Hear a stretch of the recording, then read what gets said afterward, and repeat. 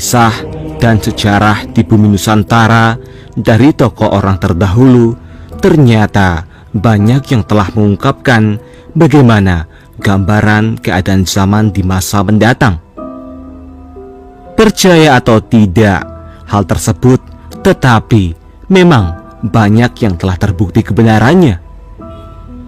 Seperti halnya pesan terakhir Prabu Siliwangi yang memerintah kerajaan Sunda Galuh. Namanya sudah tidak asing lagi didengar. Sosoknya yang terkemuka dan tersohor di Nusantara. Prabu Siliwangi berpesan pada warga Pajajaran yang ikut mundur pada waktu beliau sebelum menghilang. Pesan terakhir Prabu Siliwangi selalu mengundang rasa penasaran sebab amanat ini penuh dengan misteri. Banyak dari pesan yang telah disampaikan Prabu Siliwangi dirasa sangat relevan jika dikaitkan dengan keadaan zaman seperti saat ini. Lantas seperti apakah isi pesan terakhir Prabu Siliwangi tersebut? Mari kita simak ulasan selengkapnya hanya di Aligul Channel. Jangan lupa untuk selalu mendukung channel ini dengan cara menekan tombol subscribe, tekan tombol lonceng, aktifkan notifikasi pemberitahuan, karena semua ini gratis.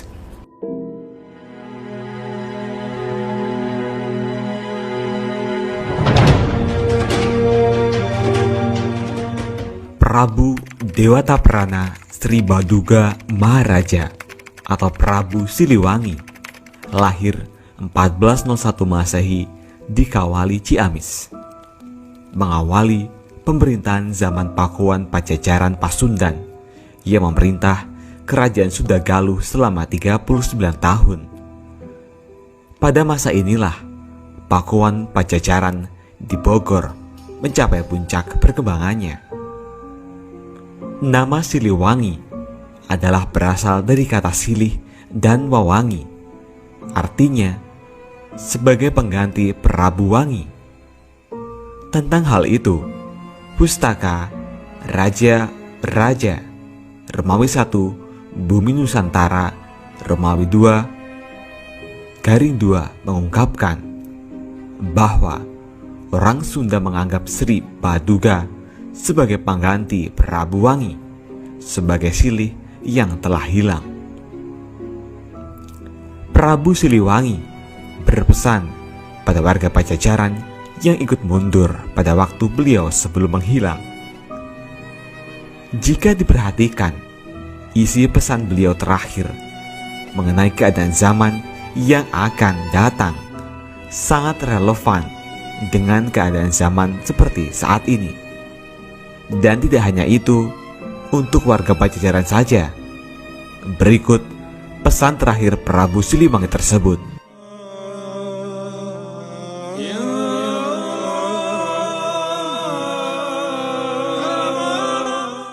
Perjalanan kita hanya sampai di sini. Hari ini, walaupun kalian semua setia padaku, tapi aku tidak boleh membawa kalian dalam masalah ini, membuat kalian susah, ikut merasakan miskin dan lapar.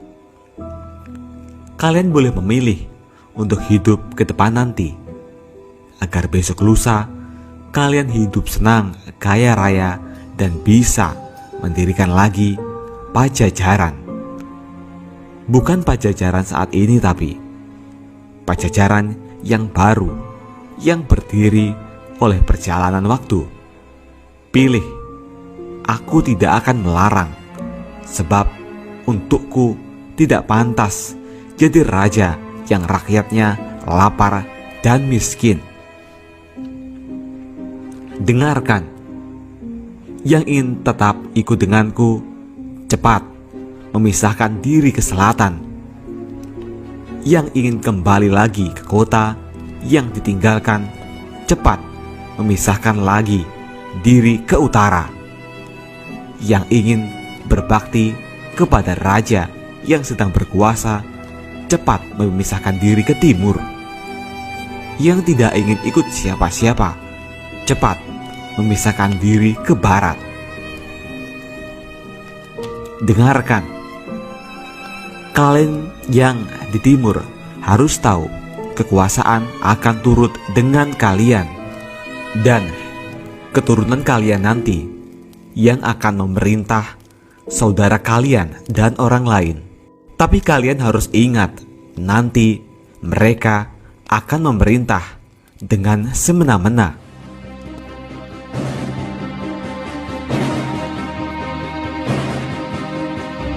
Akan ada pembalasan untuk semua itu. Silakan pergi. Kalian yang di sebelah barat, carilah oleh kalian Ki Santang, sebab nanti keturunan kalian yang akan mengingatkan saudara kalian dan orang lain, ke saudara sedaerah, ke saudara yang datang seperdirian, dan semua yang baik hatinya. Suatu saat nanti, apabila tengah malam dari Gunung Halimun terdengar suara minta tolong, nah, itu adalah tandanya semua keturunan kalian dipanggil oleh yang mau menikah di Lebak Cawene. Jangan sampai berlebihan, sebab nanti telaga akan banjir. Silahkan pergi. Ingat, jangan menoleh ke belakang. Kalian yang di sebelah utara, dengarkan. Kota tak akan pernah kalian datangi. Yang kalian temui hanya padang yang perlu diolah. Keturunan kalian kebanyakan akan menjadi rakyat biasa. Adapun yang menjadi penguasa tetap tidak mempunyai kekuasaan. Suatu hari nanti akan kedatangan tamu, banyak tamu dari jauh, tapi tamu yang menyusahkan. Waspadalah. Semua keturunan kalian akan aku kunjungi, tapi hanya pada waktu tertentu dan saat diperlukan. Aku akan datang lagi, menolong yang perlu, membantu yang susah, tapi hanya mereka yang bagus perangainya. Apabila aku datang takkan terlihat, apabila aku berbicara takkan terdengar. Memang aku akan datang, tapi hanya untuk mereka yang baik hatinya, mereka yang mengerti dan satu tujuan, yang mengerti tentang harum sejati, juga mempunyai jalan pikiran yang lurus dan bagus tingkah lakunya. Ketika aku datang, tidak berupa dan bersuara, tapi memberi ciri dengan wewangian. Semenjak hari itu, Pajajaran hilang dari alam nyata. Hilang kotanya, hilang negaranya. Pajajaran tidak akan meninggalkan jejak selain nama untuk mereka yang berusaha menelusuri. Sebab bukti yang ada akan banyak yang menolak. Tapi suatu saat akan ada yang mencoba supaya yang hilang bisa ditemukan kembali. Bisa saja hanya menelusurinya harus memakai dasar, tapi yang menelusurinya banyak yang sok pintar dan sombong dan bahkan berlebihan kalau berbicara.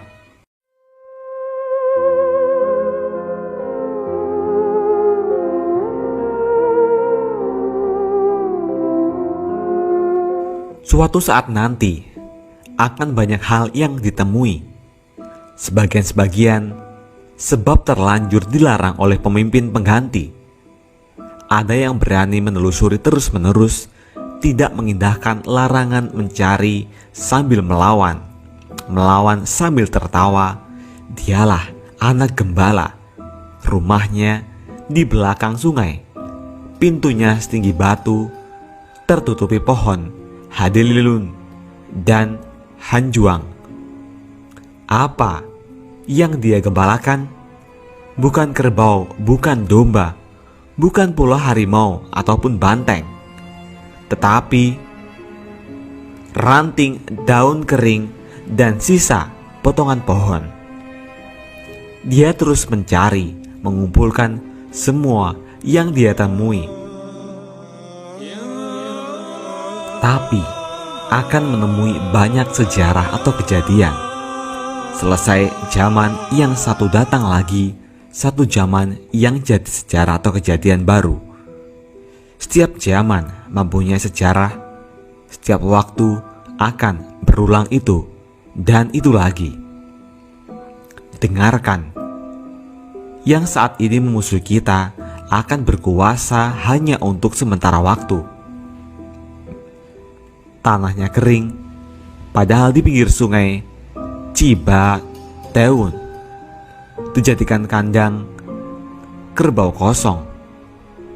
Nah, disitulah sebuah negara akan pecah oleh kerbau bule yang digembalakan oleh orang yang tinggi dan memerintah di pusat kota. Semenjak itu, raja-raja dibelenggu.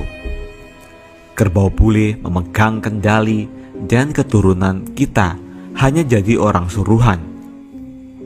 Tapi kendali itu tak terasa, sebab semuanya serba dipenuhi dan murah serta banyak pilihan. Semenjak itu, pekerjaan dikuasai monyet. Suatu saat nanti, keturunan kita akan ada yang sadar, tapi sadar seperti terbangun dari mimpi. Dari yang hilang dulu, semakin banyak yang terbongkar. Tapi banyak yang tertukar sejarahnya. Banyak yang dicuri, bahkan dijual. Keturunan kita banyak yang tidak tahu bahwa zaman sudah berganti. Pada saat itu, geger di seluruh negara. Pintu dihancurkan oleh mereka para pemimpin. Tapi pemimpin yang salah arah. Yang memerintah bersembunyi, pusat kota kosong, kerbau bule kabur, negara pecahan diserbu monyet. Keturunan kita enak tertawa, tapi tertawa yang terpotong, sebab ternyata pasar habis oleh penyakit, sawah habis oleh penyakit, tempat padi habis oleh penyakit, kebun habis oleh penyakit, perempuan hamil oleh penyakit, semuanya diserbu oleh penyakit. Keturunan kita takut oleh segala yang berbau penyakit. Semua alat digunakan untuk menyembuhkan penyakit sebab sudah semakin parah. Yang mengerjakan masih bangsa sendiri, banyak yang mati kelaparan. Semenjak itu, keturunan kita banyak yang berharap bisa bercocok tanam sambil sok tahu membuka lahan. Mereka tidak sadar bahwa zaman sudah berganti cerita lagi.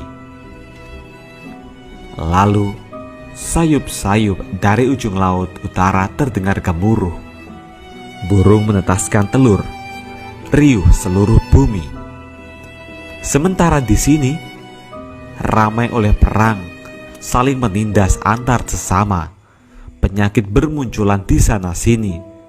Lalu, keturunan kita mengamuk tanpa aturan, banyak yang mati tanpa dosa. Jelas-jelas musuh dijadikan teman, yang jelas-jelas teman dijadikan musuh. Mendadak, banyak pemimpin dengan caranya sendiri, yang bingung semakin bingung. Banyak anak kecil sudah menjadi bapak, yang mengamuk tambah berkuasa, mengamuk tanpa pandang bulu. Yang putih dihancurkan, yang hitam diusir. Kepulauan ini semakin kacau, sebab banyak yang mengamuk tidak beda-beda tawon. Hanya karena dirusak sarangnya, seluruh nusa dihancurkan dan dikejar. Tetapi ada yang menghentikannya. Yang menghentikan adalah seorang seberang. Lalu berdiri lagi penguasa yang berasal dari orang biasa, tapi memang keturunan penguasa dahulu kala, dan ibunya adalah seorang putri Pulau Dewata. Karena jelas keturunan penguasa baru susah dianiaya. Semenjak itu berganti lagi zaman, ganti cerita. Benderang. Kapan? Tidak lama setelah bulan muncul di siang hari, disusul oleh lewatnya komet yang terang benderang. Di bekas negara kita berdiri lagi sebuah negara di dalam negara, dan pemimpinnya bukan keturunan Pajajaran. Lalu akan ada penguasa, tapi penguasanya yang mendirikan benteng yang tidak boleh dibuka, yang mendirikan pintu yang tidak boleh ditutup, membuat pancuran di tengah jalan, memelihara elang di pohon beringin. Memang penguasa buta, bukan buta pemaksa, tetapi buta tidak melihat segala penyakit dan penderitaan. Penjahat juga mencuri, menggerogoti rakyat yang sudah susah. Sekalinya ada yang berani mengingatkan, yang diburu bukanlah penderitaan itu semua, tetapi orang yang mengingatkannya. Semakin maju semakin banyak penguasa yang buta tuli, memerintah sambil menyembah berhala. Lalu anak-anak muda salah pergaulan, aturan hanya menjadi bahan omongan, karena yang membuatnya bukan orang-orang yang mengerti aturan itu sendiri. Wajar saja bila kolam semuanya mengering, pertanian semuanya busuk, bulir padi banyak yang diselewengkan, sebab yang berjanji banyak tukang bohong. Semua diberangus janji-janji belaka. Tetapi terlalu banyak orang pintar, tapi pintar kebelinger. Pada saat itu datang pemuda berjanggut. Datangnya memakai baju putih serba hitam sambil menyanding sarung tua, membangunkan semua yang salah arah, mengingatkan pada yang lupa, tapi tidak dianggap karena pintar kebelinger, maunya menang sendiri. Mereka tidak sadar langit sudah memerah, asap mengepul dari perapian. Alih-alih dianggap, pemuda berjanggut ditangkap, dimasukkan ke penjara, lalu mengacak-ngacak tanah orang lain, beralasan mencari musuh, tapi sebenarnya mereka sengaja membuat permusuhan. Waspadalah, sebab mereka nanti akan melarang untuk menceritakan Pajajaran, sebab takut ketahuan. Banyak bahwa mereka yang jadi gara-gara selama ini. Penguasa yang buta semakin hari semakin berkuasa, melebihi kerbau bule. Mereka tidak sadar zaman manusia sudah dikuasai oleh kelakuan hewan. Kekuasaan penguasa buta tidak berlangsung lama, tapi mereka sudah kelewatan menyengsarakan rakyat yang sudah berharap agar mukjizat datang untuk mereka. Penguasa itu menjadi tumbal untuk perbuatannya sendiri. Kapan waktunya? Nanti, saat munculnya anak gembala. Di situ akan banyak huru-hara yang bermula di satu daerah, semakin lama semakin besar meluas di seluruh negara, yang tidak tahu menjadi gila dan ikut-ikutan menyerobot dan bertengkar. Dipimpin oleh pemuda gendut, sebabnya bertengkar, memperebutkan tanah yang sudah punya ingin lebih, yang berhak meminta bagiannya, hanya yang sadar pada diam. Mereka hanya menonton, tetapi tetap terbawa-bawa. Yang bertengkar lalu terdiam dan sadar ternyata mereka memperebutkan pepesan kosong. Sebab tanah sudah habis oleh mereka yang punya uang. Para penguasa lalu menyusup yang bertengkar ketakutan. Ketakutan kehilangan negara, lalu mereka mencari anak gembala yang rumahnya di ujung sungai, yang pintunya setinggi batu, yang rimbun oleh pohon handeleleun dan hanjuang. Semua mencari tumbal, tapi pemuda gembala sudah tidak ada. Sudah pergi bersama pemuda berjanggut, pergi membuka lahan baru di Lebak Cawene. Yang ditemui bahwa gagak yang berkoar di dahan mati. Dengarkan, zaman aku berganti lagi. Tapi nanti setelah gunung gede meletus, disusul oleh 7 gunung ribut lagi, seluruh bumi orang sudah dipanggil-panggil. Orang Sunda memaafkan, balik lagi semuanya, negara bersatu kembali, Nusa Jaya lagi, sebab berdirinya Ratu Adil yang sejati. Tapi siapa Ratu Adil tersebut? Dari mana asalnya sang ratu? Nanti juga kalian akan tahu. Sekarang cari oleh kalian pemuda gembala. Silahkan pergi. Ingat, jangan menoleh ke belakang.